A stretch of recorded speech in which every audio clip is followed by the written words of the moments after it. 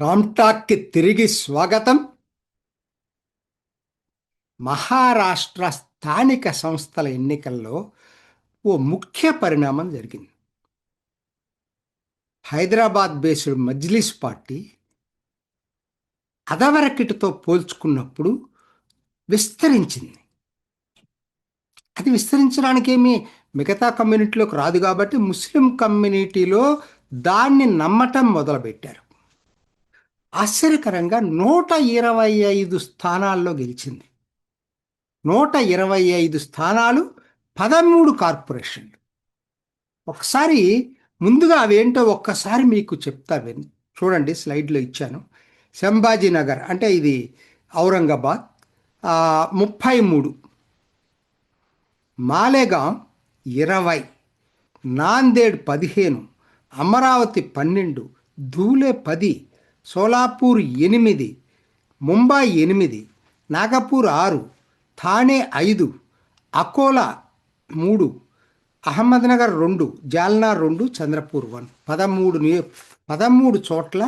అంటే అదవరకు 80 ఉండేవి, 125 అంటే 50% పైగా ఇంప్రూవ్ అయింది మజ్లిస్ పార్టీ.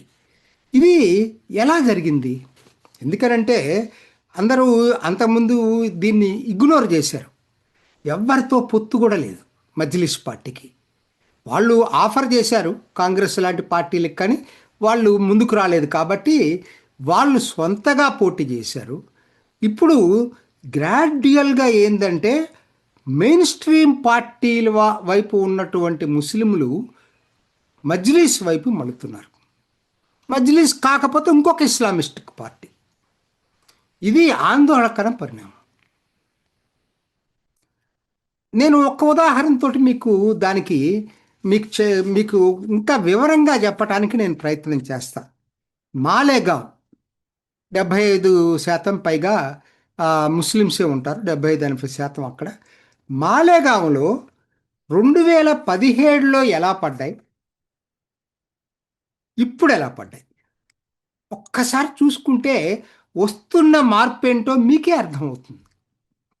మాలేగాంలో 2017లో కాంగ్రెస్కి 28 స్థానాలు వచ్చినాయి. ఎన్సిపి దాని ఎల్ఈసి కలిపి సపరేట్గా పోటీ చేసింది, 26 స్థానాలు వచ్చినాయి. శివసేనకి 13 వచ్చినాయి, బీజేపీకి 9 వచ్చినాయి, మజ్లిస్కి 7 వచ్చినాయి. స్లైడ్లో ఇచ్చాను. అదే 2026కి వచ్చేటప్పటికి మాలేగాంలో అసలు కాంగ్రెస్ గుండు సున్నా. కాంగ్రెస్ను వదిలిపెట్టారు ముస్లిమ్స్ అందరూ కూడా. ఎన్సిపిని వదిలిపెట్టేశారు. ఇస్లాం పార్టీ అని చెప్పి ఒక కొత్త పార్టీ ఉద్భవించింది. దానికి 35 సీట్లు గెలుచుకుంది అది. ఆ తర్వాత రెండో అతిపెద్ద పార్టీగా మజ్లిస్ పార్టీ వచ్చింది, 20 సీట్లు గెలుచుకుంది. అదే సమాజ్వాదీ పార్టీ 2. ఈ 3 కలిపితేనే దాదాపుగా 57 సీట్లు మెయిన్ స్ట్రీమ్ పార్టీలకు రాలా. శివసేనకే ఒక్కదానికి 18 సీట్లు వచ్చినాయి, బీజేపీకి తగ్గిపోయింది, 2 కూడా వచ్చినాయి. ఏంటి దీనివల్ల మనం నేర్చుకోవాల్సిన గుణపాఠం ఏంటి? అది ఇంపార్టెంట్. నేను మీకు చెప్పదలుచుకుంది అది. ఎందుకనంటే కాంగ్రెస్ మెజారిటీ కమ్యూనిటీ అయిన హిందూస్ను కూడా దూరం చేసుకొని ముస్లిమ్స్ని కన్సాలిడేట్ చేసుకోవాలని ప్రయత్నం చేస్తుంది. కానీ అది ఎక్కడా సాధ్యం కావట్లేదు. ఉభయత్ర నష్టపోతుంది ఎవరై అంటే కాంగ్రెస్. ఎందుకనంటే ఇవాళ ఇక్కడ చూడండి, ఎక్కడైతే కన్సాలిడేటెడ్గా ముస్లిమ్స్ ఉన్నారో, ఉదాహరణకి కేరళ మొదటి నుంచి కూడా ముస్లిం లీగే ఉంది. అక్కడ కాంగ్రెస్తో ఎలియన్స్ ఉండొచ్చు, కానీ ముస్లిం లీగ్ ప్రత్యేక పార్టీగా వచ్చింది. అట్లానే మీరు అస్సాం తీసుకోండి, మొదట్లో లేదు, కాంగ్రెస్ వైపు ఉండేవాళ్ళు. తర్వాత యూడిఎఫ్ వచ్చింది, దాని వైపు మొగ్గు చూపారు. సరే, కాశ్మీర్ మొదటి నుంచి నేషనల్ కాన్ఫరెన్స్ పీడీపీలే ఉన్నాయి, కాంగ్రెస్ పెద్దగా సాధించింది ఏం లేదు.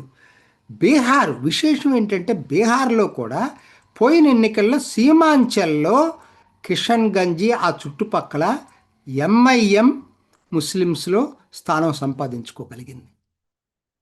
అంటే ఇవన్నీ ఏమి ఇప్పుడు ఇవాళ ముంబైలో 8 స్థానాలు వచ్చినాయి. మజ్లిస్కి. పక్కనున్న థానేలో ఇంకొక 5 స్థానాలు వచ్చినాయి.